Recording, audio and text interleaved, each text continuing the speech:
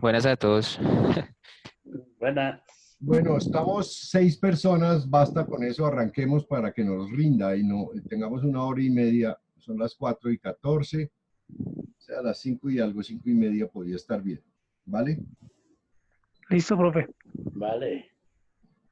¿Tienen todos el texto a la mano o no? Sí, Sí. Bueno, ok. Habíamos leído en la página 14, por lo menos de esta edición, en el prólogo, el párrafo número 15, que arrancaba refiriéndose al contenido de la situación que describe Hegel en torno al modo como se quiere hacer filosofía para su tiempo y la crítica que él hace. Pero sin ninguna otra aclaración, yo simplemente voy a leer el texto y luego leemos el que le sigue y trabajamos hasta el final de ese texto, si les parece. En lo que respecta al contenido, los otros recurren a veces a medios demasiado fáciles para lograr una gran extensión. Despliegan en su terreno gran cantidad de materiales, todo lo que ya se conoce y se ha ordenado, y al ocuparse preferentemente de cosas extrañas y curiosas, aparentan tanto más tanto más poseer el resto, aquello que ya domina el saber a su manera, y con ello lo que aún no se haya ordenado, y someterlo así todo a la idea absoluta, que de este modo parece reconocerse en todo y prosperar en forma de ciencia desplegada. Pero si nos paramos a examinar de cerca este despliegue, se ve que no se produce por el hecho de que uno y lo mismo se configura por sí mismo de diferentes modos, sino porque es la informe repetición de lo uno y lo mismo, que no hace más que aplicarse exteriormente a diferentes materiales, adquiriendo la tediosa apariencia de la diversidad. Cuando el desarrollo consiste simplemente en esta repetición de la misma fórmula, la idea de por sí indudablemente verdadera sigue manteniéndose realmente en su comienzo. Si el sujeto del saber se limita a hacer que dé vueltas en torno a lo dado una forma inmóvil, haciendo que el material se sumerja desde afuera en el elemento quieto, esto, ni más ni menos que cualquier ocurrencias arbitrarias en torno al contenido, no puede considerarse como el cumplimiento de lo que se había exigido, a saber, la riqueza que brota de sí misma y la diferencia de figuras que por sí misma se determina.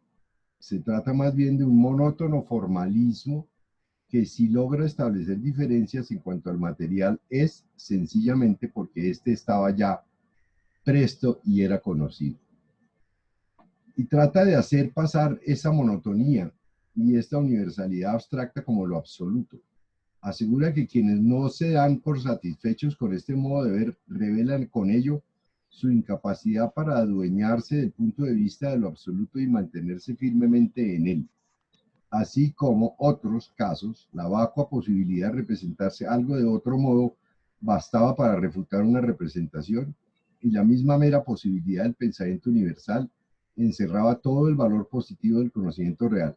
Aquí vemos cómo se atribuye también todo valor a la idea universal bajo esta forma de irrealidad, y cómo se disuelve lo diferenciado y lo determinado, o mejor dicho, vemos hacerse valer como método especulativo lo no desarrollado, o el hecho no justificado por sí mismo de arrojarlo al abismo del vacío. Considerar un ser allí cualquiera tal y como es, en lo absoluto, equivale a decir que se halla de él, como de un algo, pero que en lo absoluto, donde A igual a A no se dan ciertamente tales cosas, pues allí todo es uno.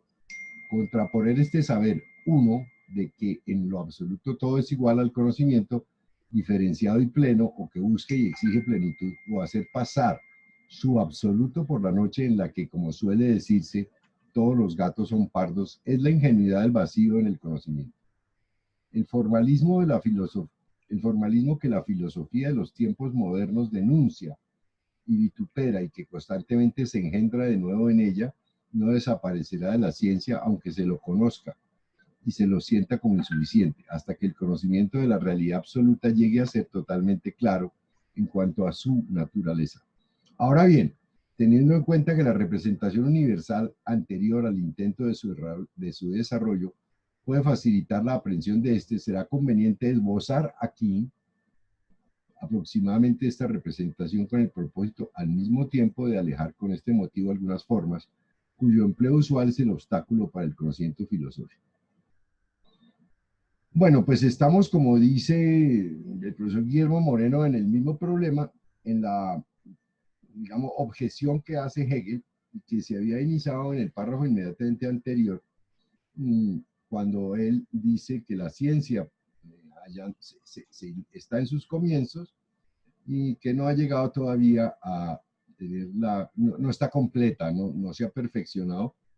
Dice que por eso se hacen toda clase de objeciones. Y una de estas objeciones son las que producen quienes formulan el saber absoluto como algo fijo y como una estructura que él llama montada sobre una especie de estática, casi como de catálogo de objetos, ¿no? Yo diría que en este párrafo, cuando yo lo leo, se me ofrece como representación la enciclopedia francesa, ¿no? En donde en realidad, si ustedes tienen la ocasión en algún momento de mirar, yo quedé muy sorprendido porque cuando yo estaba trabajando sobre Hegel hace algunos años, alguien me facilitó los facímiles de uno de los tomos, que son grandísimos, publicados en francés de la enciclopedia. Y por lo menos para la sección que yo vi, no eran textos, sino eran el catálogo de los instrumentos, las herramientas, es decir, garlanchas, palines, palas, aparaticos para esto y aquello, en donde todas estaban como el culmen del saber, ¿no? Allí estaba acumulado todos los instrumentos que se habían ido, me imagino, construyendo desde desde la Edad Media, incluso desde antes, desde el mismo Neolítico, y que llegaban a ser los objetos de los agricultores ordenados ahora en la enciclopedia francesa. Yo no sé si lo que deberíamos hacer para este texto es ir leyendo párrafo a párrafo, no, sino oración a oración, e ir tratando de dibujar alguna idea que nos permita llegar al desarrollo que dice acá en la versión de Wenceslao, en paréntesis cuadrado, el desarrollo de la ciencia de la conciencia hacia la ciencia. No sé qué opinión le merece el profesor Guillermo Moreno, pero sigue siendo Disculpe, profe, el mismo tema de la disputa de los formalistas. creo que hay personas que quieren ingresar. Qué pena, profe. Ah, sí, perdón, disculpe, gracias, muy amable.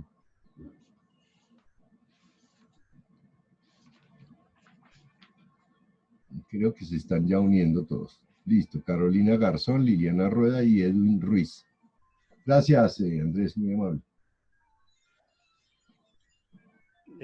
Listo, buenas tardes para todos. No, cualquiera de los procedimientos, sí. Ese me parece bien. Ensayémoslo, porque puede ser un entrenamiento para los textos que vienen luego, que a partir del parágrafo 17 la cosa se pone ya más complicada. Más Sí, duda, se pone más, sí, más espesa. sí. Entonces, cualquiera de los dos procedimientos, o el párrafo completo, o periodos por puntos, frases, A mí, periodos a mí completos. se me ocurre que podríamos ir mirando lentamente el comienzo del párrafo, porque él dice, primero en cuanto a la forma pasan las siguientes cosas, ¿no? que son las que describe en el párrafo anterior, y luego dice en cuanto al contenido, los otros, probablemente refiriéndose, y esto es siempre incómodo porque uno no podría indicar con precisión a quién con absoluta certeza se remite, ¿no? Probablemente a compañeros de trabajo allí en la escuela del Instituto Frederiziano, o a filósofos europeos en general que tenían también versiones, incluyendo sin duda a los positivistas, a los empiristas o los positivistas de la época, ¿no? Entonces, por eso dice, en lo que respecta al contenido, los otros recurren a veces a medios demasiado fáciles para lograr una gran extensión, ¿no? Como la expansión del conocimiento por suma de objetos acumulados, ¿no? Entonces dice, despliegan en su terreno gran cantidad de materiales. Bueno, ¿cuáles son las grandes cantidades de materiales? Porque no pareciera que fueran los que corresponden a aquellos que se derivan de la física y de las matemáticas, porque esos en el fondo tienen una percepción del problema y con una sola ecuación, muy al contrario, tratan de sintetizar desde la ecuación o desde la ciencia del periodo, de la época, el modo de observar y de describir y de entender y de comprender el vínculo que hay entre la geometría y la matemática, ¿no? Es decir, al modo cartesiano, si ustedes quieren, o ya para la época que nos compromete el modo leibniziano o newtoniano, que sería pues la ecuación del comportamiento natural, etcétera, como explicación, como modelo natural. Alguien tiene por allí algo como un ruido infernal, debe ser, bueno, ya pasó. Pero suspendan los micrófonos, es más fácil. Edwin es el que tiene el micrófono prendido. Bueno, esperen, lo suspendemos acá y verá que es más sencillo.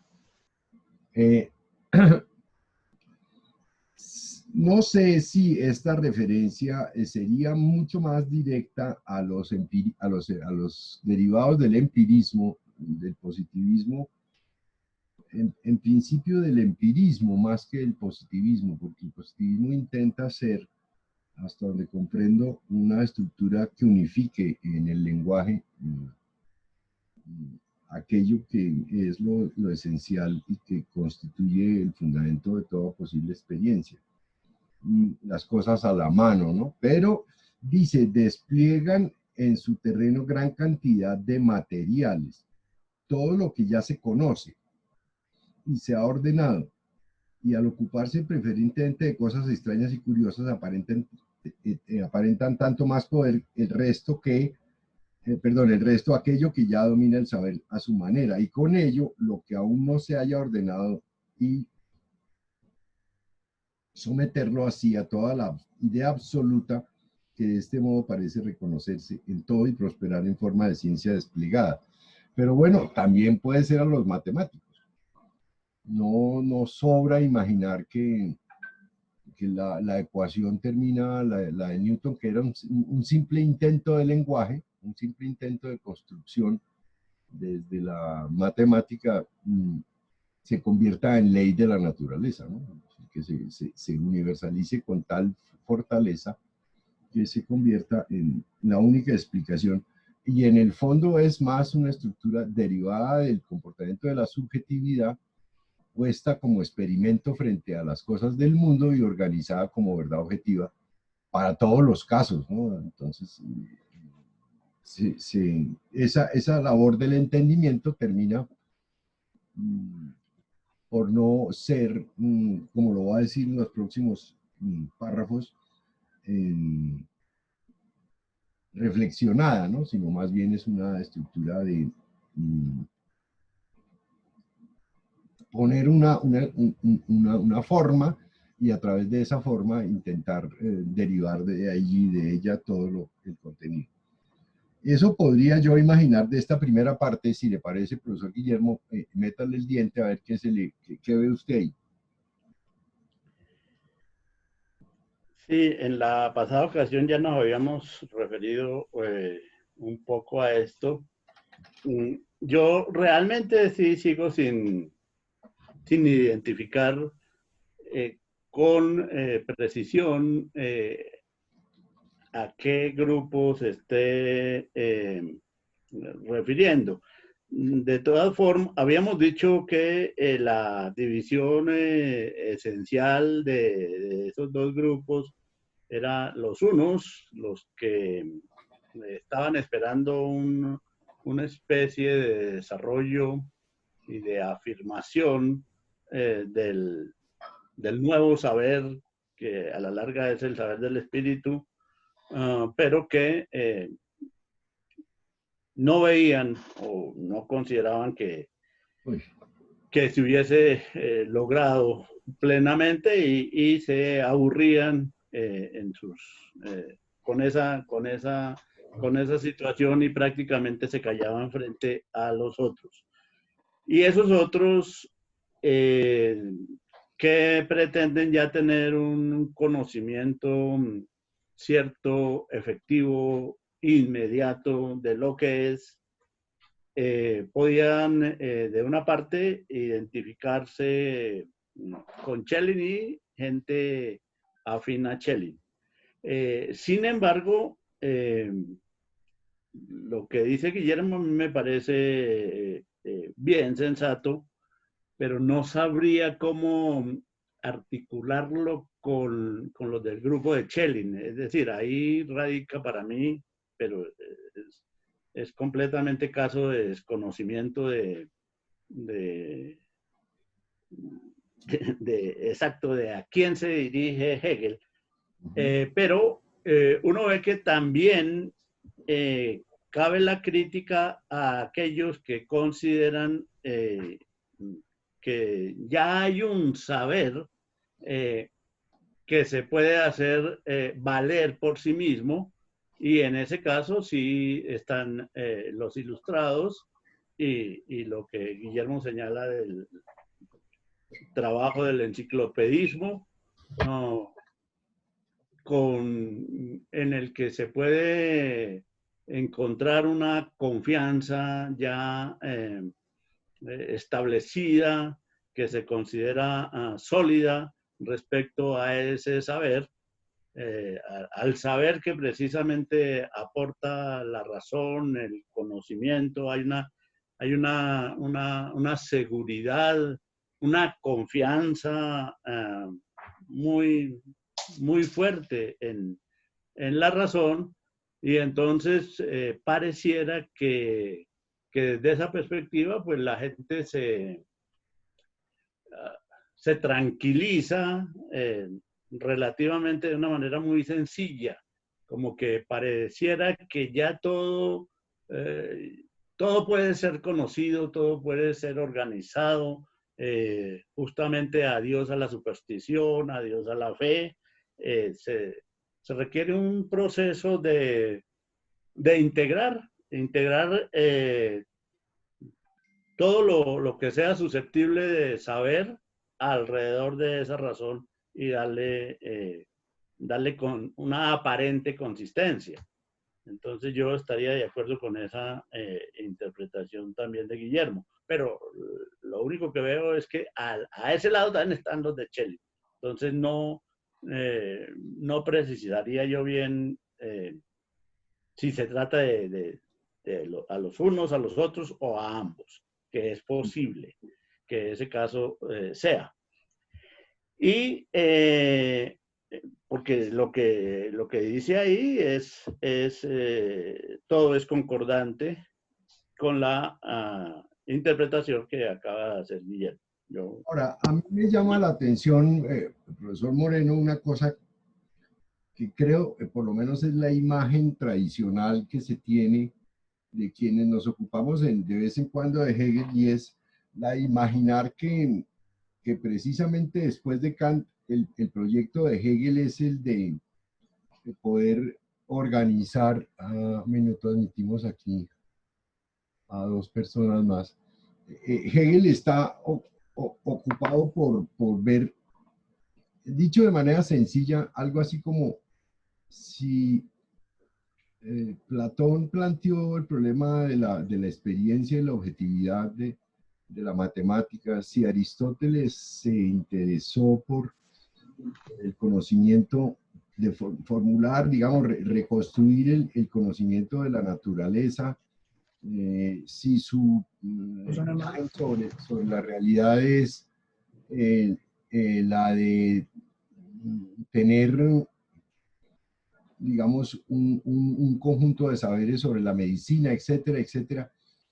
Si la Edad Media de alguna manera hizo el esfuerzo de presentar el problema de la objetividad desde la existencia de un ser superior, creador, etcétera, etcétera, tenemos frente a nosotros, además de todos los grupos de artesanos, gente del común, un plexo muy amplio de gente que dice de las cosas, que habla de la naturaleza, que habla de sus vínculos, que habla de sus estructuras intelectuales, que se refiere a la realidad, que vive esa realidad como una objetividad y la somete y somete a los que no la usan como ignorantes, etcétera, etcétera, etcétera. Es decir, como si fuera el saber absoluto de alguna manera esa reconstrucción de la historia o de los procesos del pensamiento humano en general. Y entonces la paradoja estaría en que la objeción que hace Hegel, me parece a mí, es para mostrar cómo hay gente que no lo sabe hacer, aunque yo sí sé cómo se hace. ¿No? Yo sí sé cómo se reconstruye esa estructura de distintos niveles y grados y clases de pensamientos que tienen que unirse entre sí para que tengamos el plexo general de la imagen de lo que ha sido la historia de la conciencia humana de una manera total, ¿no? Sí, y esa reunión o esa fusión organizada de un cierto modo, y no como lo hacen ellos, debería ser el modo como deberíamos organizar el pensamiento humano para mostrar los distintos momentos, los distintos desarrollos, porque a mí siempre me resuena en la cabeza la frase esta de todo el mundo cree que la flor, el fruto, la raíz, la hoja son cosas que se pueden estudiar aisladamente. Y lo que yo sospecho que se está dando aquí es lo mismo. Es decir, esta es la crítica que le hace Hegel a todos esos grupos de intelectuales que creen que utilizando un único procedimiento podrían con ese derivarse hacia el saber en su totalidad como saber absoluto, ¿no? Como saber de la totalidad de lo que ya se sabe. Pero muy al contrario, la paradoja es que lo que él critica aquí es precisamente lo que él ve que los demás no saben hacer bien y que están muy por fuera de la propuesta que él quiere hacer. Esa es mi sensación dentro del texto. Por eso dice él de un momento para otro, pero si nos paramos a examinar de cerca este despliegue, se ve que no se produce por el hecho de que uno y lo mismo se configura en sí mismo de diferentes modos, sino que es la informe repetición de lo uno y lo mismo, que no hace más que aplicarse exteriormente a diferentes materiales, adquiriendo la tediosa apariencia de la diversidad. Y muy al contrario, él sí quiere mostrar los distintos momentos, los distintos niveles, las distintas figuras que luego va a expresar en los párrafos posteriores, que corresponden a no la apariencia de la diversidad, sino a la diversidad misma, es decir, a la diversidad que está en el modo como el pensamiento arcaico, no sé, de los hombres del neolítico, el pensamiento de las civilizaciones o de las culturas como la griega, el pensamiento de los campesinos. No olvidar que incluso esa fórmula debió estar muy cerca del interés del mismo Heidegger cuando él quería, y hay anécdotas muy interesantes sobre Heidegger, sobre su proyecto personal de estar muy cerca de los campesinos, a ver si los campesinos tenían palabras raras, nuevas, que dijeran más sobre la objetividad, que como si estuvieran en el plan de encontrar en los campesinos lo más originario, ¿no? Claro, ya la perversión de Heidegger es hacer creer que en lo más originario, y por eso recurre a los griegos, como el momento más, el inicial, la infancia del tema, allí tendrían que estar las respuestas a la objetividad, que luego fueron, digamos, despachadas con cierta premura por Platón, por Aristóteles, por Descartes, por toda la filosofía occidental. Y por eso rehacer ese propósito de las palabras en lo más originario, estaría un poco vinculando el propósito incluso de Hegel de estar mostrando cuáles son las versiones de los sujetos de tal periodo, cuáles son las versiones de los sujetos de este otro periodo y cuáles son las dinámicas en las que cada determinación se va transformando. Y por eso la diversidad es la diversidad de la reconstrucción del proceso de la conciencia. porque lo otro es simplemente una manera de decir las cosas que se utiliza como un módulo para ponérselo a todo, y en realidad no hay avance, ni hay un reconocimiento de... Yo recuerdo una parte muy interesante de Hegel en donde él dice, si usted no es capaz de demostrar los vínculos que hay entre la ignorancia y el saber, no hay filosofía. Es decir, usted tiene que demostrar los niveles de la ignorancia y el modo como la ignorancia se estructura, o cómo ciertas cosas que llamamos ignorancia son saberes distintos frente a los saberes que ya tienen una mayor cualidad. Es decir, el desarrollo de esa cualidad sería lo que él llamaría no la tediosa apariencia de la diversidad, sino la necesaria reconstrucción de la diversidad. Es decir, que al fin y al cabo la crítica se la hace él a ese tipo de personas porque esas personas quieren hacer lo mismo que él, pero de otra manera. Es lo que yo estoy tratando de hacer entender.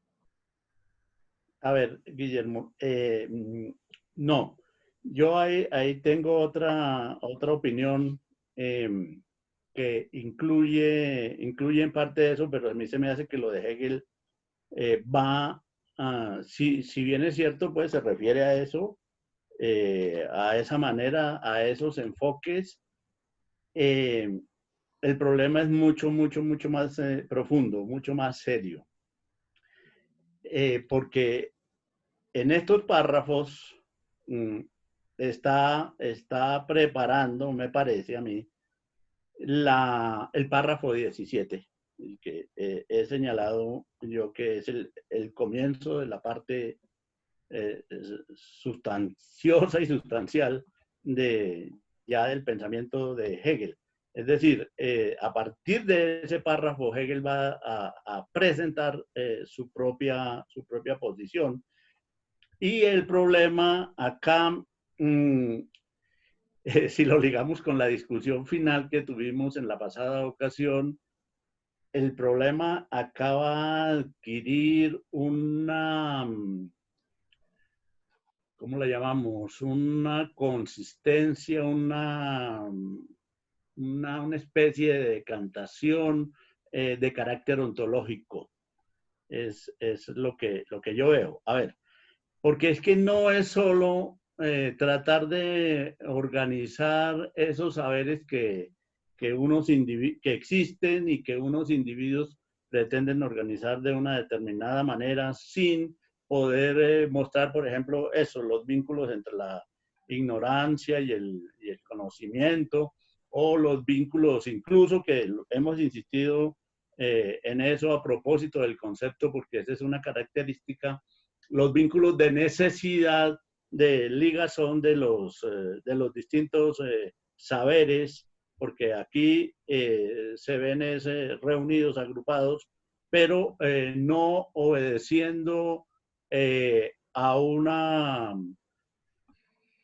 característica de necesidad y de concatenación. Por supuesto que eso también hay que hacerlo, pero aquí lo que va a estar en juego, me parece a mí, es la concepción general, valga la expresión, ontológica de la sustancia. O sea, ese despliegue de saberes y de conocimientos que hay por ahí, repitamos eso que ya leyó Guillermo, si nos paramos a examinar de cerca este despliegue, se ve que no se produce por el hecho de que uno y lo mismo, ese uno y lo mismo es una alusión a lo que va a ser la sustancia misma y el saber propio de esa sustancia.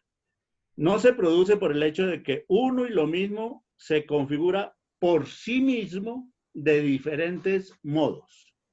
O sea, él está aludiendo a una entidad, llamémosla por ahora así, pero esa entidad va a ser la sustancia, que tiene la capacidad de autoconfigurarse de distintas maneras. Entonces, y eso es lo que se va a ver más adelante. Si el sujeto se configura por sí mismo de diferentes modos, sino que es la informe repetición de lo uno y lo mismo que no hace más que aplicarse exteriormente a diferentes materiales, adquiriendo la tediosa apariencia de la diversidad. Bueno, bueno, leo un párrafo, pero lo que sigue: cuando el desarrollo consiste simplemente en esta repetición de la misma fórmula, la idea de por sí indudablemente verdadera sigue manteniéndose realmente en su comienzo, no se ha avanzado absolutamente nada.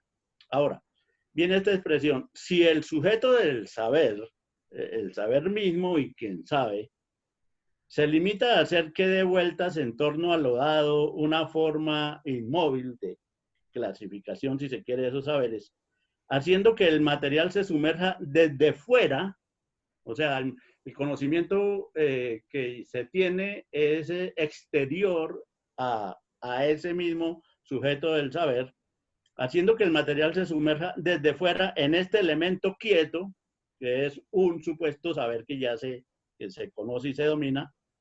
Esto, ni más ni menos que cualesquiera ocurrencias arbitrarias en torno al contenido, no puede considerarse como el cumplimiento de lo que se había exigido, a saber, y de nuevo aquí una expresión que es pertinente y válida exclusivamente para la noción de sustancia, lo que sigue ahí. ¿Qué era lo que se había exigido? La riqueza que brota de sí misma y la diferencia de figuras que por sí misma se determina. Eso es nuevamente una alusión a algo que no le ha puesto nombre, pero sí son características de eso a un innominado, que va a ser justamente la sustancia que es sujeto. Porque esto es simplemente considerar lo que es. Estas formas de saber de las cuales se está hablando acá es considerar lo que es simplemente como que es, o sea, mera sustancia de la cual se puede tener conocimiento. Pero es que la característica fundamental de la sustancia, que es lo que va a decir más adelante, es que sea ella misma la que se autodetermine, ella misma la que se configure de diferentes modos, es decir, que ya sea sujeto. Entonces, el asunto no es una nueva,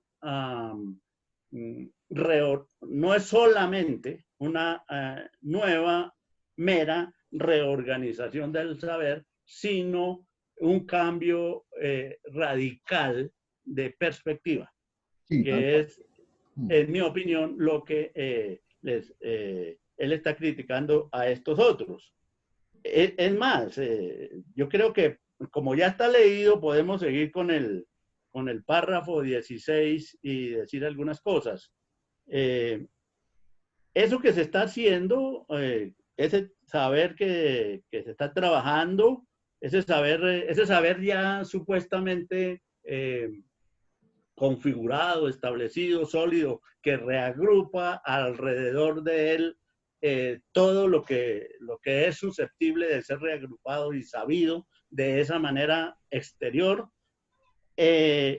no es más que un monótono formalismo que si logra establecer diferencias en cuanto al material, diferencias entre una cosa y otra, es sencillamente porque esto pues, ya estaba listo y conocido. Entonces, yo digo que una cosa es una cosa y otra cosa es otra cosa y la articulo ahí, pero no tengo una visión general. Tratar de, y como trata de hacer pasar esta monotonía y esta universalidad abstracta como lo absoluto, como el verdadero saber, y asegura que quienes no se dan por satisfechos con este modo de ver revelan con ello su incapacidad para adueñarse del punto de vista de lo absoluto y mantenerse firmemente en él. Ahí es cuando veo yo que hay un desplazamiento hacia posiciones como las de Schelling, porque, bueno, yo no sé, ya es por desconocimiento, hasta qué punto algunos ilustrados podían asimilar la razón con lo absoluto. Me parece que sí, en tanto la razón era para ellos Dios, ¿no? Que fue lo que se hizo en la Revolución Francesa, ¿no? La diosa razón. La razón ocupando el lugar de Dios entonces la razón como lo absoluto. Pero aquí ya el mencionar plenamente lo absoluto como tal absoluto me parece que se acerca más a Schelling en ese sentido, y en lo que sigue del párrafo uno ve que es más cercano a Schelling. Bueno, no sé si entonces entramos a comentar ese 16 así es decir, por ahora señalaría que en relación con lo que dijo Guillermo, pues reiteraría que el asunto es más allá de la clasificación, de la reorganización o simplemente de un nuevo punto de vista, es que cambia completamente, y por eso dice él, pues aquí yo les voy a presentar mi representación de lo que yo considero que es la verdad. Voy a presentarla desde fuera, porque eso tiene que demostrarse en el texto, y eso es lo que va a hacer la fenomenología. Y todo depende, dice en el párrafo 17, todo depende de que lo verdadero no se aprenda y se exprese como sustancia, que era lo que se venía haciendo, sino también en la misma medida como sujeto. Y bueno, y ahí esto ya es, veremos una pelea seria con Spinoza, pero no solo con Spinoza. Es decir, lo que pasa es que Spinoza expresa de mejor manera que los demás ese problema de considerar el mundo, lo que es como sustancia. Pero bueno, no sé, diría por ahora eso, Guillermo, esa es como mi diferencia en relación con la interpretación Es que no hay ninguna incompatibilidad entre lo que tú acabas de decir y lo que yo decía. Yo simplemente llamaba la atención sobre que el párrafo está montado para determinar un poco lo que los otros hacen y que no queda completamente bien hecho. Y claro, la palabra clave es la que tú utilizas. En una nueva perspectiva, Hegel trata de hacer eso mismo, pero para mostrar una cosa que es la que a mí me llama más la atención. La riqueza que brota de sí misma y la diferencia de figuras que por sí mismas se determina. Es como si en el lenguaje humano existiera, que es algo que nadie está capacitado para entender en la época, que el lenguaje, es decir, eso lo puede hacer un gramático o un lingüista en este momento cuando dicen, no, los lenguajes son históricos. Cuando Aristóteles dice que el ser se dice de muchas maneras, en el fondo lo que hay es un tomar en serio eso. Se dice de muchas maneras porque cada una de esas maneras establece niveles y vínculos y cualidades distintas de relación entre el lenguaje mismo, por un lado. Yo puedo hablar del tamaño, la forma, el color, incluso ponerle una ecuación y al mismo tiempo decir que es un Dios o que lo creó Dios, y cada una de esas denominaciones, de cada una de esas determinaciones, estarían incluidas en la historia de esas figuras, o en el nivel de cada una de esas figuras, o cada una de esas figuras sería un modo muy particular de determinación que ya está en la historia del lenguaje humano y que no habría que buscarla en los objetos del mundo, sino en la misma estructura de la designación, que es la que les da la profundidad y el ambiente general. Cuando yo oigo, por ejemplo, la noción de monotonía y rutinario, me acuerdo de Rafael Gutiérrez Girardot, porque una de las primeras cosas que decía él, refiriéndose a Heidegger, era precisamente que los profesores de filosofía son monótonos y rutinarios, o sea, que explican la cosa siempre de la misma manera y que no establecen para el lenguaje humano el valor de la subjetividad en la historia de la humanidad, independientemente de que solo en la época de Descartes se haya formulado como estructura y como fundamento de la experiencia, pero subjetividad siempre ha habido, o sea, el lenguaje humano siempre ha estado, y esas distintas etapas de la de las figuras estarían mostrando los distintos modos de designar la naturaleza en distintos periodos de la conciencia. Eso es lo que yo percibo en el texto, porque entre otras me parece que es muy coherente con la fórmula del párrafo 17.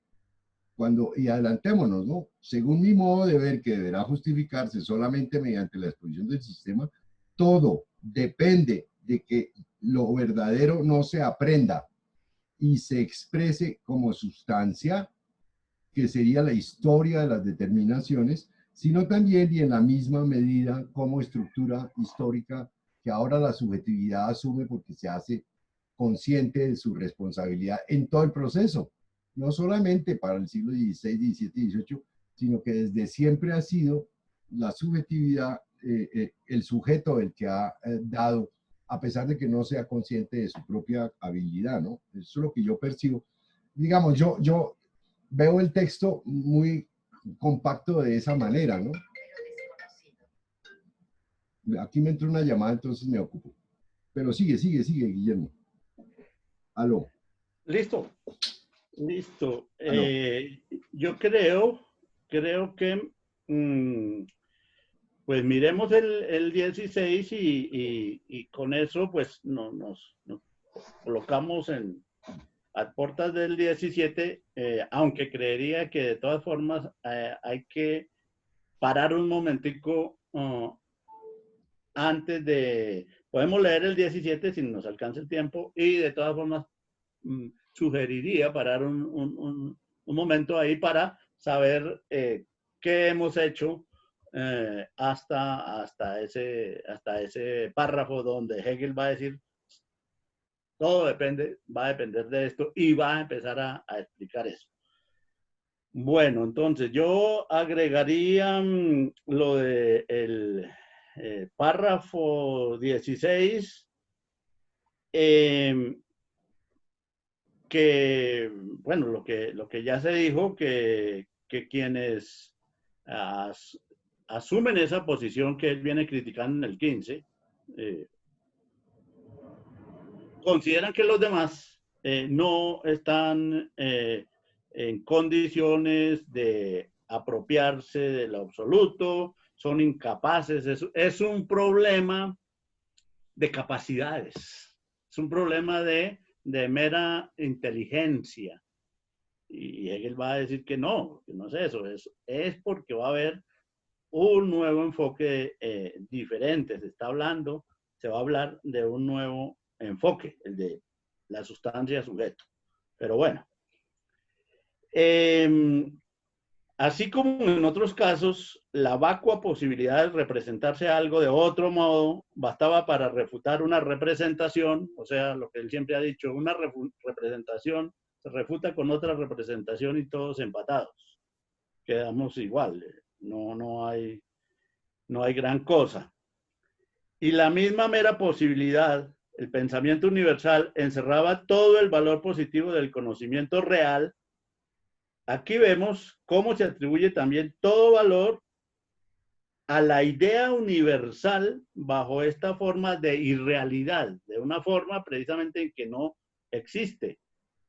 Y cómo se disuelve lo diferenciado y lo determinado, que es lo que hemos insistido en párrafos anteriores, que eso es lo primero que hay que aceptar, la diversidad y las determinaciones, porque el espíritu tiene como característica precisamente el presentarse y perderse en lo finito, ¿cierto? Entonces, el hacerlo de otra manera es afrontar una forma de irrealidad, no la verdadera realidad mediante la cual y en la cual se expresa lo universal. O mejor dicho, vemos hacerse valer como método especulativo lo no desarrollado o el hecho no justificado por sí mismo de arrojarlo al abismo del vacío. Considerar un ser allí cualquiera, tal como es en lo absoluto, equivale a decir que se hable de él como de un algo, pero que en lo absoluto, donde A igual a no se dan ciertamente tales cosas, pues allí todo es uno. Esa es una especie de contradicción que se vive en estas concepciones que no son más que ellas que representativas. Cuando hablan de algo diferente y precisamente de las diferencias, no saben de qué hablan, por así decir, puesto que en lo absoluto A es igual a A y allá no se dan esas diferencias, sino allí todo es uno.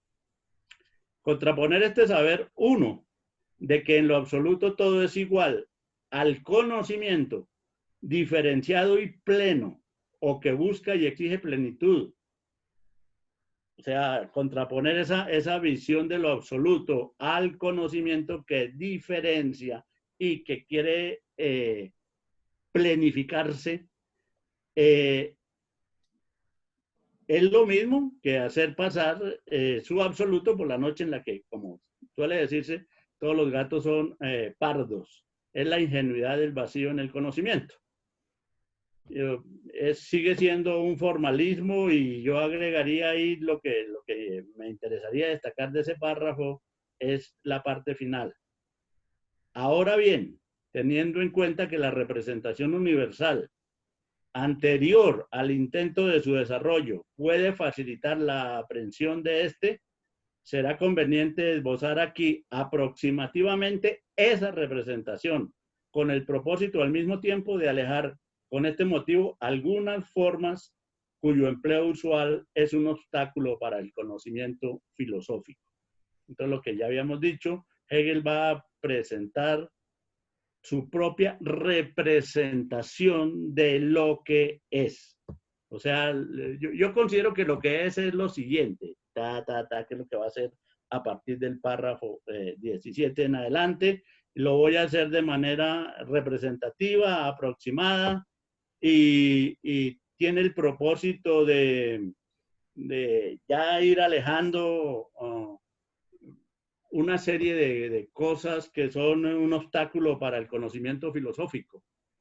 Entonces, señalaría ese aspecto, porque entre otras cosas, Hegel consideraba que esa era una de las finalidades del prólogo.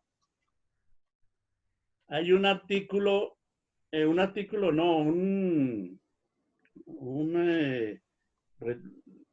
permítanme un momento para leerlo, porque en el periódico que dirigía Hegel, después de que tuvo que irse de Jena y tuvo que ser director de un periódico, apareció, digamos, esta propaganda, ¿cómo le llamaría? Porque es muy breve, no es una reseña, sino una promoción. Una promoción exactamente de la fenomenología, y ahí alude al prólogo. Dice, eso entonces, sí. eso, y seguramente fue escrito por Hegel mismo, ¿no? En el periódico que él dirigía. Dice lo siguiente, promocionando la fenomenología. Este libro expone el saber en su devenir, en el devenir del saber. La fenomenología del espíritu tiene la finalidad de sustituir a las explicaciones psicológicas y también a las discusiones abstractas acerca de la fundamentación del saber. La fenomenología del espíritu considera los preliminares para la ciencia desde un punto de vista tal que se convierte ella misma en una primera ciencia filosófica nueva e interesante. La fenomenología comprende y concibe las diferentes figuras del espíritu como otras tantas estaciones en el camino por el que el espíritu se convierte en saber puro o espíritu absoluto. Por tanto, en las diversas secciones de esta ciencia, que a su vez se dividen en varias subsecciones, se tratan la conciencia, la autoconciencia, la razón observadora y la razón práctica, el espíritu mismo en cuanto ético, en cuanto ilustrado y en cuanto moral, y finalmente en cuanto religioso en las distintas formas de este espíritu religioso. La riqueza de las manifestaciones del espíritu, que a una mirada inicial se le antojan un caos, son puestas en un orden científico que las va presentando conforme a su propia necesidad. Un orden en el que las figuras imperfectas se disuelven y pasan a convertirse en otras superiores que constituyen la verdad de las primeras. su verdad última la encuentran esas figuras primero en la religión y después en la ciencia como resultado del todo. En el prefacio, el autor se explica acerca de lo que, a su juicio, la filosofía necesita en su situación actual. Y se manifiesta también acerca de la arrogancia y de los excesos de ciertas fórmulas filosóficas que en tan mal lugar dejan a la filosofía y acerca de aquello de lo que debe tratarse tanto en la filosofía como en el estudio de la filosofía. Esa fue la propaganda que Hegel mismo hizo de su libro. Sí, pero nos deja con la misma inquietud, Guillermo, porque yo ahora que miraba con algún detalle, cuando volví a pensar en estos dos párrafos en los que nos ocupamos hoy, no sé por qué me da la tentación de que es contra los matemáticos. Yo no sé por qué tengo la sospecha de que si uno lo leyera pensando en los matemáticos y en el papel extraordinariamente útil que produce la matemática desde el siglo XVI hasta la época de Hegel, sería casi como la fórmula perfecta para entender el párrafo, los dos párrafos. Es decir, porque la pregunta fundamental sería ¿qué se entiende por formalismo? ¿Qué entiende Hegel por formalismo? ¿No? Es decir, porque las figuras de la conciencia son diferenciadas del formalismo y el formalismo no podría ser, hasta donde yo percibo, más que el éxito que pudo tener la matemática de Wolff, de Leibniz, y sin duda la que luego va a tener Newton, y sobre la cual pues la gente considera que allí, incluso hoy, todavía muchos estudiantes dicen, estudia algo serio como matemáticas, ¿no? No estudie eso de filosofía, eso es una vagamundería, eso no, dedíquese a alguna cosa como la ciencia, y la ciencia pues es ese formalismo que, y si volviéramos a leer el párrafo con algún detalle, podríamos pensar en que para Hegel, a pesar de su éxito y a pesar de su despliegue, como dice él, no dejan de ser cosas que no tienen fundamento y que siguen siendo objetos que repiten y reproducen desde una ecuación todo, como si todo pudiera ser únicamente expresada desde esa perspectiva, ¿no? Un poco como cuando a alguien se le ocurre decir, pero bueno, cuando Descartes dijo que el sujeto es la res cogitas y el mundo es la res extensa, pues como que se le quedó por fuera una cantidad de otros aspectos de la realidad. Igual podría pasar cuando en Newton o en Leibniz o en Wolff, que entre otras, yo pienso que para el caso de Kant fue fantástico, ¿no? Porque él fue alumno de Wolff.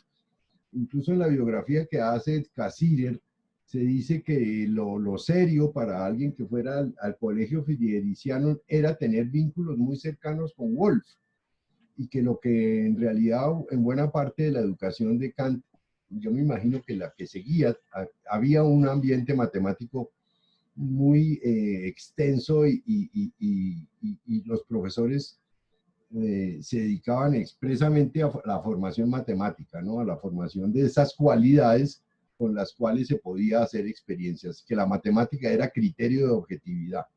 Y nada de raro que en esos textos esté citando, entre otras, cuando cita que A es igual a A, me parece a mí que también está refiriéndose al origen de la geometría analítica con Descartes y a todas sus proyecciones en el futuro hasta el siglo XVIII, XIX. Eso es lo que yo alcanzo, digamos, a imaginar cuando pienso en la propuesta del profesor Rafael Gutiérrez Girardot, que decía, con mucha sorna, decía, ustedes no se imaginan la cantidad de autores que están metidos en los textos de Hegel y a los cuales se refiere sin citarlos. Entonces, es como una cacería de brujas lo que yo me pongo a hacer, a buscar en dónde está Hegel tratando de hablar de uno y de otro, y de reunirlos en ese tal formalismo que me parece, para terminar, creo que está más cercano al mundo del éxito de lo propuesto y promovido de la matemática y de la física fundamentalmente. Bueno, está interesante hoy la sesión. Sí, porque, a ver, No, yo no creería que fuera en particular la matemática. Estoy creyendo que es el saber en general del mundo. Sí, ahí la matemática va a ser importante. Ahora, lo interesante entonces, y el formalismo no es solamente el formalismo matemático, sino es el formalismo en el proceder del saber en general, de las consideraciones. Fijémonos que, por ejemplo, una persona que cree en la ciencia, en general, que era el caso de los ilustrados, por eso estoy eh, más de acuerdo con la tesis inicial de Guillermo, va a creer siempre que la ciencia es la solución para todos los problemas.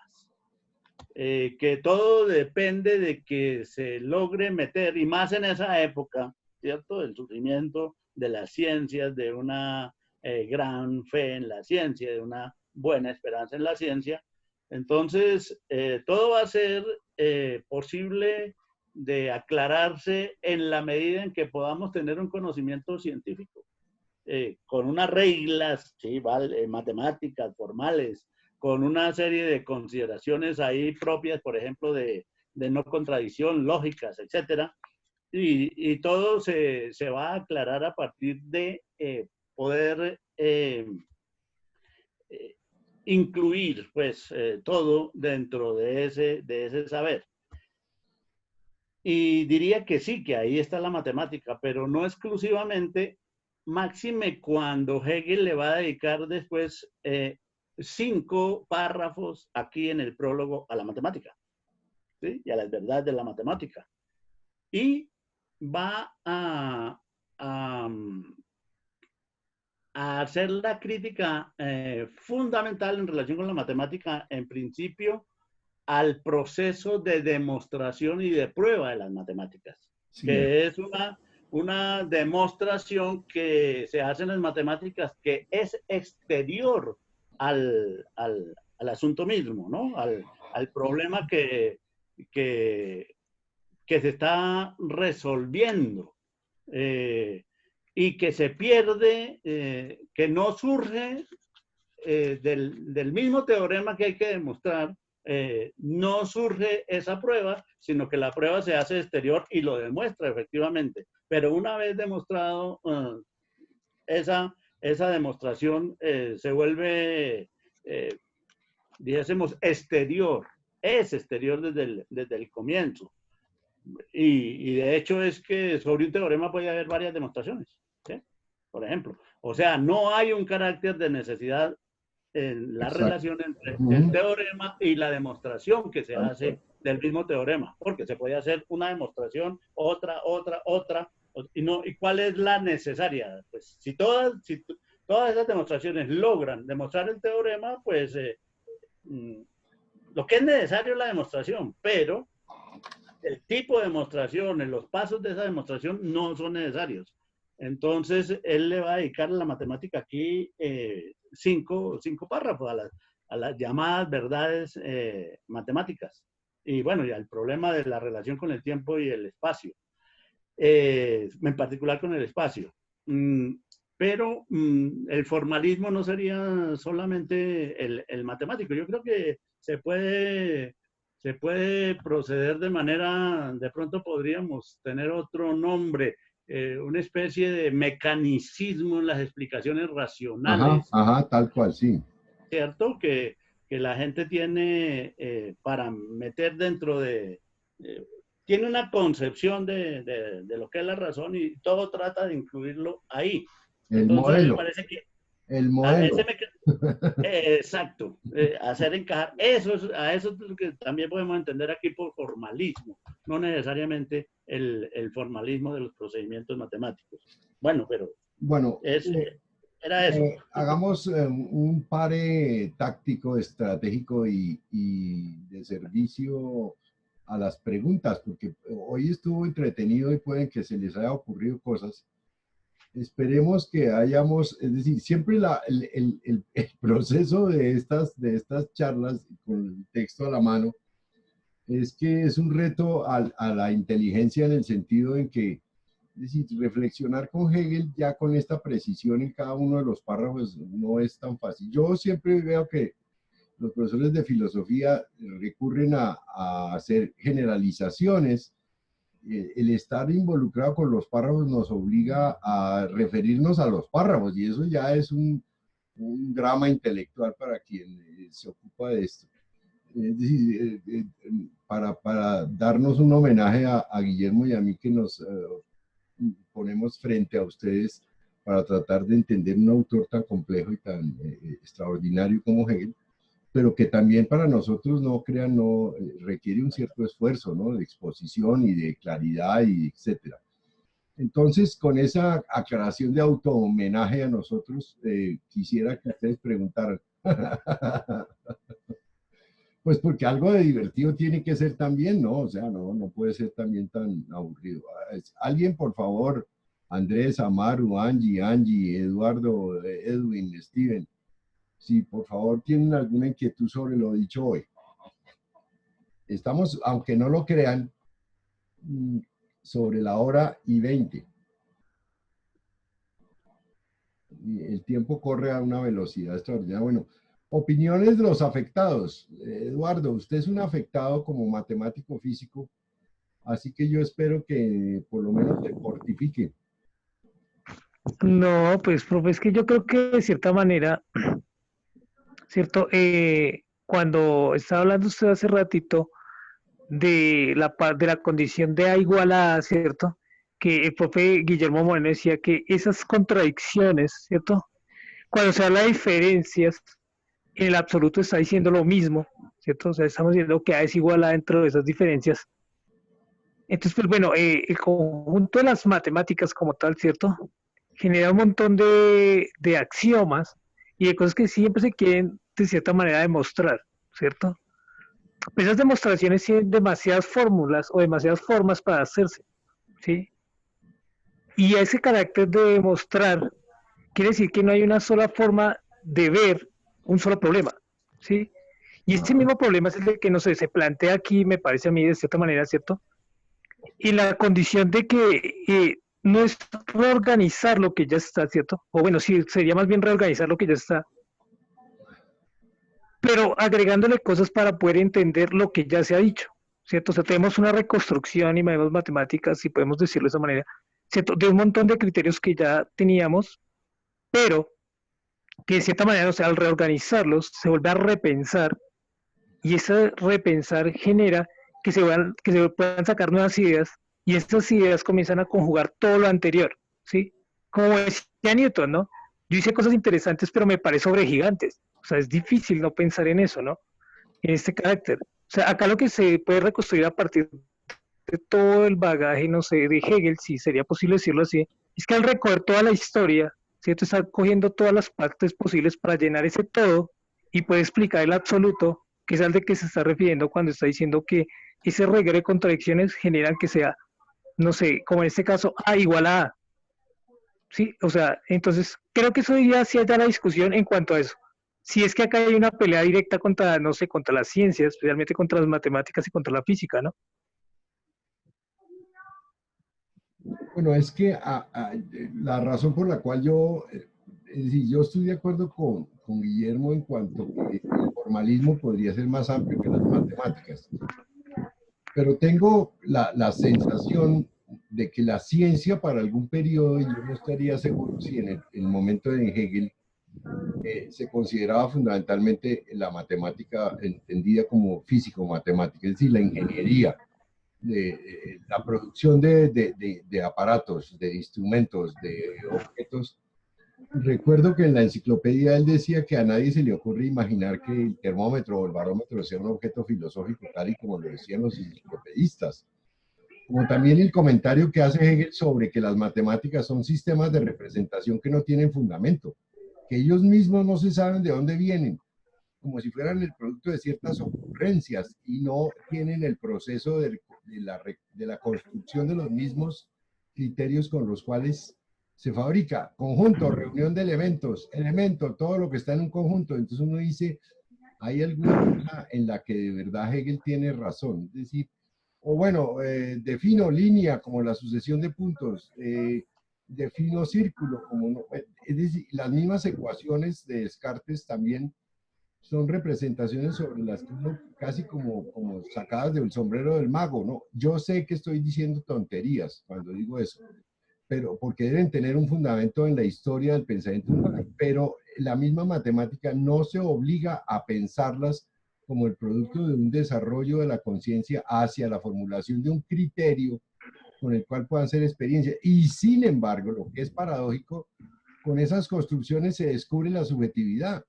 Esa es la parte paradójica, ¿no? Es decir, sin que Descartes hubiera dicho cerremos los ojos e imaginemos una línea que está marcada por secciones y a cada una le ponemos una numeración y pensemos otra línea que está perpendicular. Con esas dos líneas vamos a hacer experiencias. Pues bueno, eso no deja de ser, si se quiere, y por eso los libros de Descartes fueron considerados prohibidos, porque eso rompía con todas las posibilidades de las tradiciones anteriores. ¿En qué sentido? En que la objetividad de Dios desaparecía, porque sencillamente era la objetividad del yo que estaba en el punto 00, ¿no? Eso complicaba mucho, pero al mismo tiempo, siendo un formalismo, es quien genera la existencia con la subjetividad de un nuevo continente de trabajo frente al mundo, ¿no?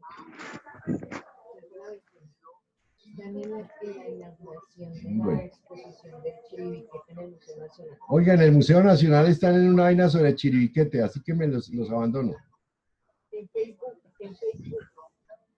Los dejo ahí tranquilos, ¿les parece? Para que terminen y yo apago aquí, ¿vale?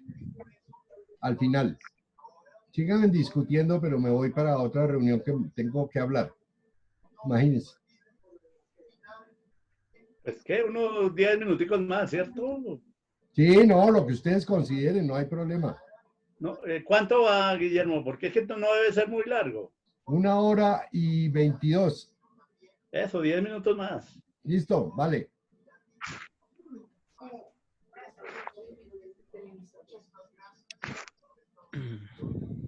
Y entonces, ¿listo? Ahí seguimos nosotros. Sí, señor. Sí, señor, ahí seguimos nosotros. Permítanme un minutico. Ya vengo.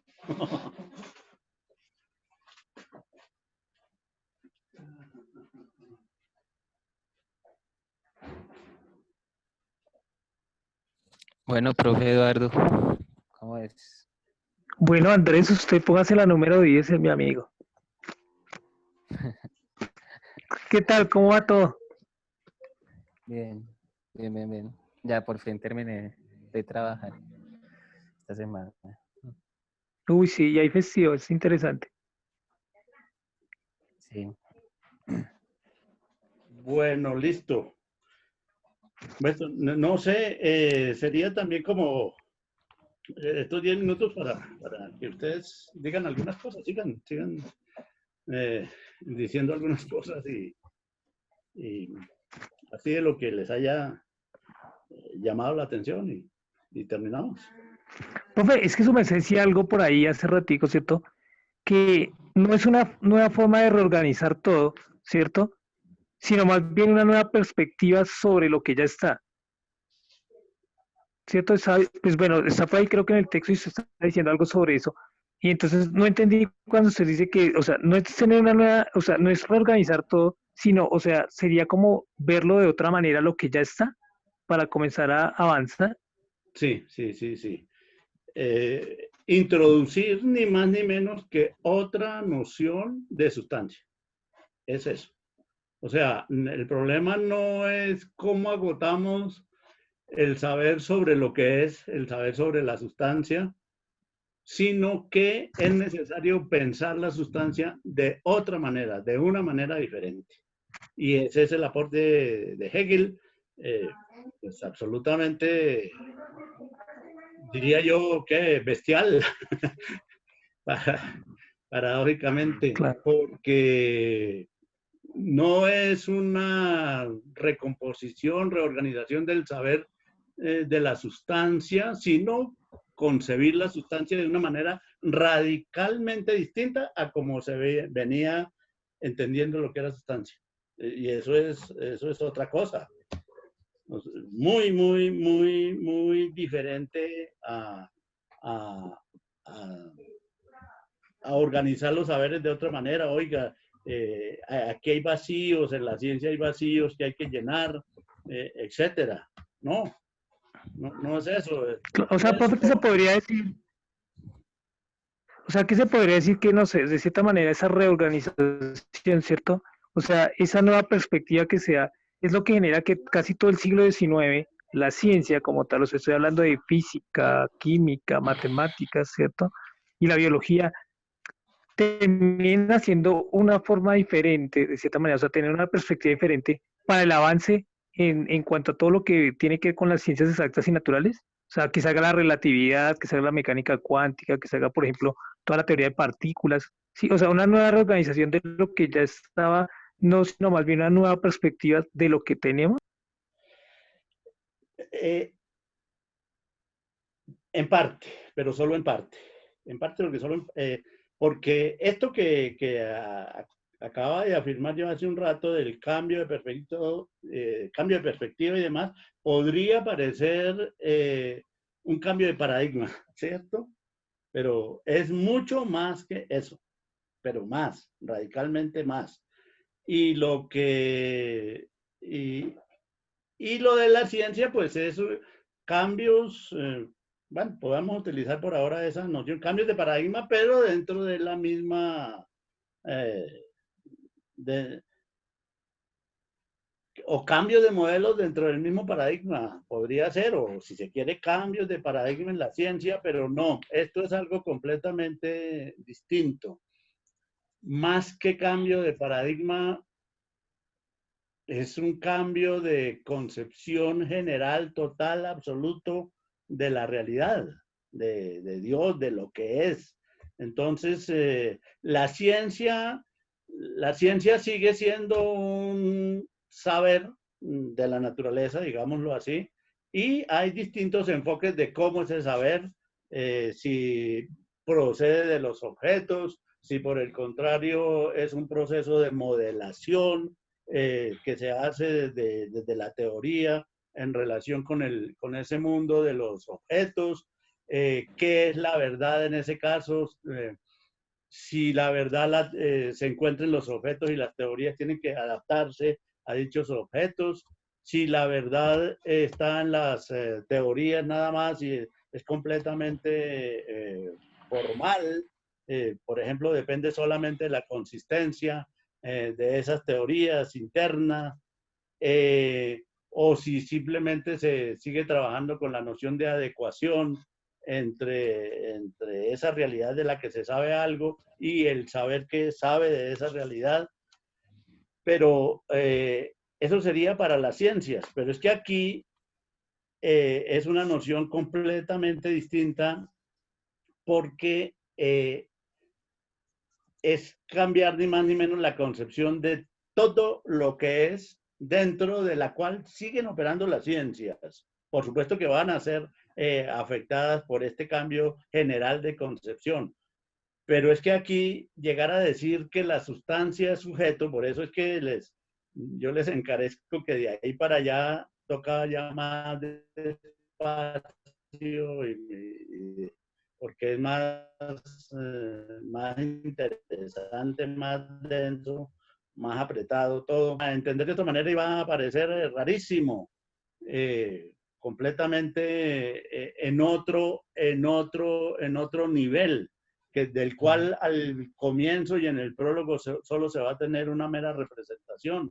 Eso de que la sustancia es sujeto, eso es algo por fuera de la ciencia. Habría que pensar que es otra cosa distinta, diferente a la ciencia.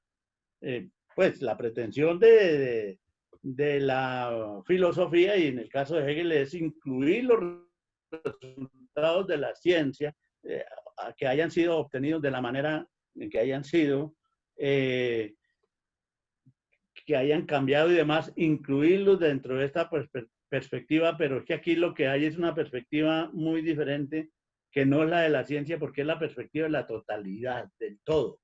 Entonces es cambiar la visión de lo que es la totalidad. Y lo que es la totalidad va a ser la sustancia, porque no puede ser más que la sustancia. Desde Spinoza no puede ser más que una única sustancia. Entonces es cambiar claro, yo me equivoco al decir, habría que buscar la palabra clave para eso. Al decir cambiar de perspectiva, es errado. Al decir cambiar de paradigma, es errado. No sé, diría que es un reto interesante. ¿Cuál sería el término preciso para hablar de este cambio que va a introducir aquí Hegel? Hablar de revolución copernicana tampoco se ajusta a eso.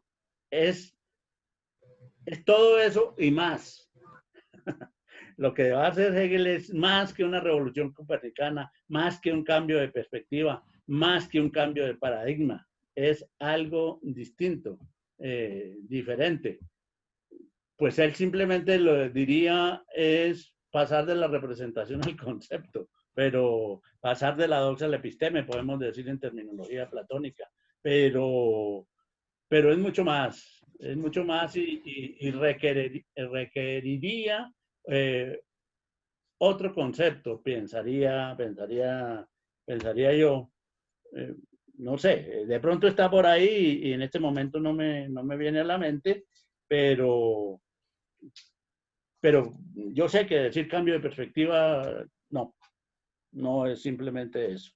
Entonces, que sí va a influir seguramente en las ciencias, posiblemente, pero es que la ciencia tiene su propia dinámica, independientemente de esto. Seguro que cuando se introduce la subjetividad y la idea de los modelos y demás, pues ahí hay un cambio bastante grande en la ciencia. Pero eso tiene que tener explicaciones desde la ciencia misma, por un lado, y por otro lado, pues la cierta incidencia de las consideraciones generales, pero fijémonos que en la ciencia se trata del conocimiento, en general. Bueno, en la matemática no, pero en las otras ciencias, en la física y demás, se trata siempre de conocimiento. La idea que tengo en la matemática es como el espacio de la libertad, ¿no? Donde uno puede hacer cualquier cosa siempre y cuando la haga con reglas. Es decir, reglamente lo que va a hacer y hace lo que se le da la gana. Sí, sería el único espacio de libertad real del pensamiento. Eso sería la matemática. Lo que pasa es que ya después de que decide ciertas cosas, adiós libertad, porque eso ya queda determinado por las posibilidades mismas que da el punto de partida, llamémoslo así. Pero es un espacio de la libertad. Si hay libertad, es en el mundo de la matemática. Lo veo así, entonces, pero es otra cosa. Entonces, diría eso, por ahora. ¿Aló? ¿Me escuchan? Sí, escuchamos. Ah, ¿A quién habla? ¿Amaro? ¿me escuchan? Sí, estamos escuchando. Bueno, yo quería preguntar un poco, porque concuerdo con lo que se ha dicho hasta el momento, sobre todo con esa dificultad que había de denunciar el movimiento de Hegel frente a la tradición. Yo podría decir que a mí me parece que es una especie de despertar real o despertar autoconsciente del espíritu de su propio movimiento, y ahí aparece la apariencia de la nueva reorganización de los saberes sistematizados hasta el momento. Y como efectivamente lo decía el profesor Muñoz, Guillermo Muñoz, me parece que no solamente es una cuestión de una crítica a las formas de la objetividad que se venían estableciendo a partir de la especie de clasificación singularizada de los diferentes saberes en términos de la enciclopedia, sino que también es fundamentalmente, como así lo decía el profesor Moreno, directamente con las ontologías y las tradiciones, digamos, de carácter schellingianos, spinocianos, y propiamente pues, la cuestión del kantismo. Entonces, por ejemplo, la referencia al formalismo, me parece a mí que es tanto, obviamente, la discusión con las matemáticas, que como bien se recordó acá, va a ser algo que va a ser pensado en aquel fragmento sobre historia y matemáticas, que es prácticamente el antepenúltimo, al tema del saber especulativo, del conocimiento especulativo, junto también con la idea de apriorismo kantiano, porque el formalismo está tanto en la construcción de axiomas en la matemática y formas en las matemáticas, pero también a la presuposición, por ejemplo, a la idea de espacio y tiempo como experiencias a priori pues, de la sensibilidad, o como formas a priori de la sensibilidad. Entonces me parece que Hegel está criticando también ese tipo de formalismos en este fragmento, que era un poco como lo que Sí, señor. pondría como a señalar un poco lo que se ha dicho. Ahora, lo que yo podría aportar, y pensaba yo aquí, que me parece que la discusión no se da tanto a nivel meramente de la tradición más contemporánea de Hegel, es decir, con la discusión de la ilustración, el romanticismo, la filosofía crítica de Kant, el empirismo, hasta el propio Hegel, sino también con los propios antiguos. Es decir, había también una especie de giro radical hasta con el punto de vista, y eso lo señala muy bien el profesor Moreno, ontológico o filosófico de los clásicos. Y eso no solamente con Platón, Aristóteles y los helenistas, que Hegel le dedica gran tiempo a establecer a las corrientes como formas de la conciencia, figuras de la conciencia, eso lo vamos a ver por allá ya en la figura de la autoconciencia, sino que me parece también a mí fundamentalmente con los presocráticos. Y esa es la pregunta que tengo yo mucho, porque quería yo que hay una especie de discusión, tanto con el nous de Anaxágoras, la proposición del nous de Anaxágoras y el devenir del Heráclito, junto con la discusión pues, del tema de la igualdad entre ser y pensar en las formulaciones de Parménides. Entonces, sintetizando un poco, me parece que Hegel está criticando no solamente o haciendo pues ese giro o ese autoconciencia del espíritu de su propia flexibilidad en términos de la modernidad, sino también en términos de las corrientes antiguas. O sea, Hegel está rompiendo radicalmente el punto de vista de los antiguos, mediándolo con el punto de vista de los modernos, al mismo tiempo que hace lo propio con el pensamiento de los modernos. Es decir, la crítica se hace a la totalidad de la tradición, sin podernos ubicar simplemente pues, en tema de la filosofía de carácter más próxima en el tiempo a Hegel, a las filosofías de carácter más lejano en términos pues, de Hegel. Y también con relación al propio tema de la formulación de la visión propia de Hegel, y en este pues, comentario de su ruptura y su cambio de visión con los antiguos, está toda la discusión que tiene que ver con el planteamiento, diría yo, que aparece en Platón, del libro 6 de la República, donde se formula propiamente ese camino y la definición me parece de la dialéctica como el conocimiento supremo y el tema pues de la ¿cómo se llama? Pues como un nivel más interiorizado en grado de racionalidad de las matemáticas frente al conocimiento especulativo de las ideas, que es marcado precisamente con Platón. Y eso es pues dentro de toda la filología platónica está todo un debate, porque pues como ustedes saben, anteriormente para Platón la geometría y la matemática era el fundamento del saber, y luego aquí en el libro 6 de la República y en el libro del Sofista, donde aparecen los 5 géneros supremos, me parece que ahí también hay una ruptura pues, de Platón con ese modelo del conocimiento a partir de las matemáticas. Y eso va a tener, pues, digamos, un eco en toda la tradición occidental, pues pasando por las formulaciones pues, matemáticas newtonianas o la matematización del mundo, como pues, la visión más kantiana como tal. Eso también aparece pues, el eco en la crítica de la razón pura, me parece a mí esa discusión. Entonces yo creo que Hegel está haciendo como retomando esa discusión con Platón, también está pues, como implícita ahí, para dar una ruptura completa con esa visión pues, tradicional de los antiguos. No sabría decir, puede que el tema es un tema que se abre para nosotros como una especie de líneas de investigación también particulares, de ver precisamente relación que está haciendo Hegel, su posicionamiento tanto con Platón, tanto con Heráclito, como con el nodos pues, de Anaxágoras, sobre todo por la formulación que se nos viene pues, para las próximas sesiones de la sustancia como sujeto. ¿Qué significa esa sustancia como sujeto frente a la lectura del nodos de Anaxágoras y la reivindicación del propio Hegel de ser completamente heredero del acto? Porque a mí como esas dudas, o sea, me provocaron a mí como esas dudas escuchando a los dos maestros. Ya está ahí. Sí, bueno. Sí, estamos de acuerdo que hay una crítica al formalismo kantiano, pero lo interesante aquí es que Hegel le echa en cara a los que está criticando el que caigan en el mismo formalismo kantiano que ellos estaban criticando, o en el formalismo. Estos grupos, y esto sí ya creo que es más preciso, en el caso de Schelling, criticaban a Kant por un excesivo formalismo en relación con todo lo que trabajaba. Y Hegel aquí en este caso les está echando en cara a ellos el caer también en el formalismo. Pero obviamente se incluyen los dos formalismos, el que se critica a Kant y el que Hegel critica a los críticos de Kant, que están proponiendo aquí un conocimiento directo del absoluto por medio justamente de la intuición.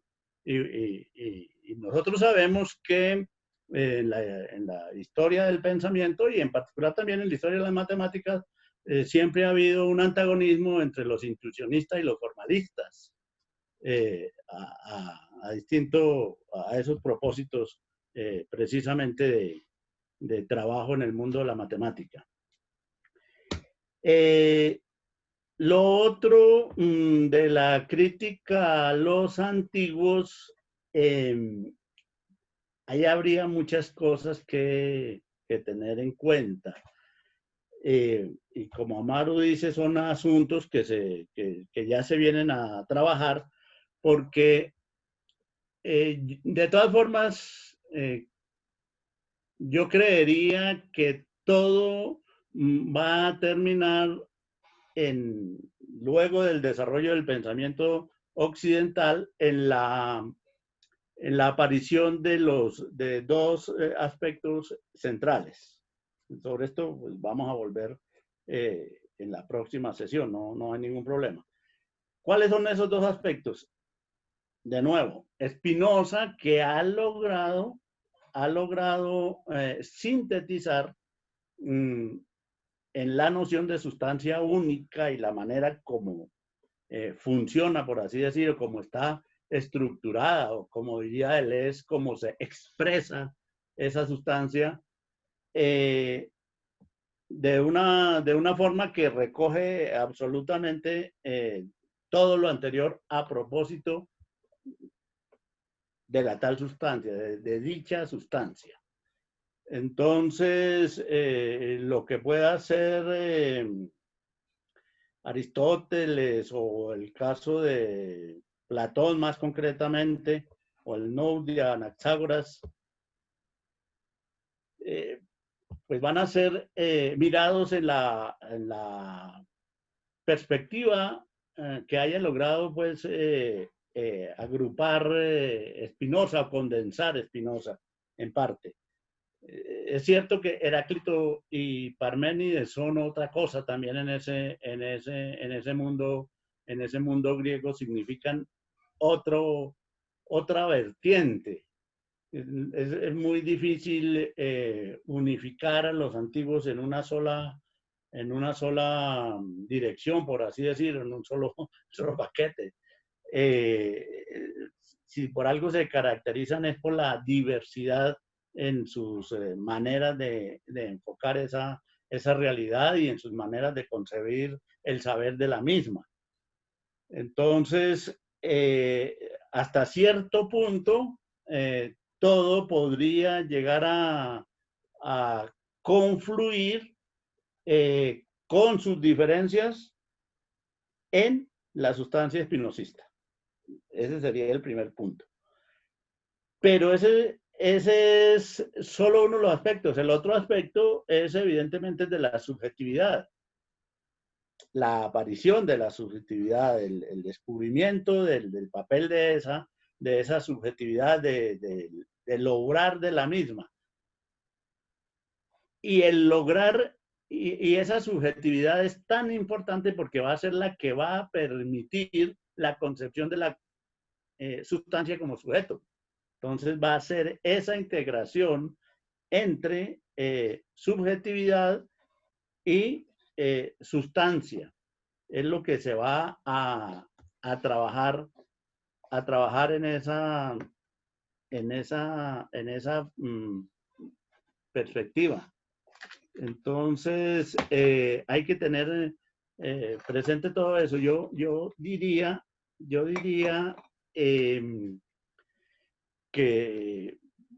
que la parte de los antiguos va a estar finalmente recogida en la problemática de la sustancia. Para Hegel, lo importante va a ser esa crítica a esa sustancia espinosista y, bueno, pues él va a reconocer, por supuesto, es el primero que lo hace, todo ese proceso que viene desde atrás, desde los griegos hasta él.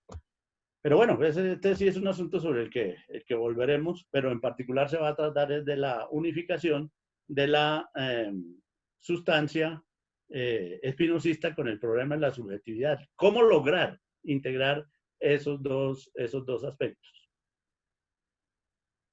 Pues por ahora sería eso, ¿no? Y es que sobre eso volvemos inmediatamente en la próxima sesión. Porque va a ser el párrafo 17, donde decimos, comienza un nuevo apartado fundamental, absolutamente, aquí en el prólogo de la fenomenología. Entonces, no sé, consideraría que por hoy ya dejemos aquí, ¿no? Si están de acuerdo. Entonces... Sí, claro, profe, claro que sí. Entonces, Vale, profe. Muchísimas gracias. No, a ustedes que tengan buena tarde y ¿quién apaga? Nosotros nos vamos y listo. Muchas ¿no? gracias, profesores, y a todos. Un abrazo. Igualmente. Dejamos así, nos Sí. vamos. ¿no? Sí, porque el profe Guillermo toca escribirle para que él apague, para que él cierre, porque él cierra la sesión. Listo. Ah, bueno. Listo. Ok. Chao, profe. Hasta luego. Un placer, muchas Chao. gracias. Chao. Chao, profe, gracias. Chao.